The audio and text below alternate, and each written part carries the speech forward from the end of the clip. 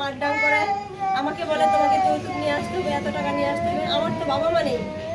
পঞ্চগড়ে বিয়ের পর থেকে স্বামী ও তার পরিবারের লোকজনের যৌতুকের দাবিতে অমানবিক নির্যাতনের অভিযোগ এনে ৯ মাসের কন্যা সন্তানের পিতৃ পরিচয় ফিরে পেতে সংবাদ সম্মেলন করেছেন রুমানা আক্তার নামে এক নারী।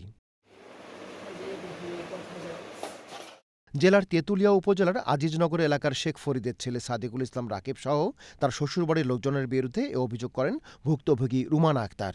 শনিবার দুপুরে পঞ্চগড় সদরের ৪ নম্বর কামাত কাজলদিঘি ইউনিয়নের চচপাড়া ঠুটাপাখুড়ি গ্রামের বোনের বাড়িতে এক সংবাদ সম্মেলনে এ অভিযোগ করেন তিনি। সংবাদ সম্মেলনে নির্যাতনের শিকার স্ত্রী রুমানা আক্তার ও তার ৯ মাস বয়সের কন্যা সন্তান জান্নাতুল ফেরদৌসী সহ স্থানীয় গ্রামবাসী উপস্থিত ছিলেন।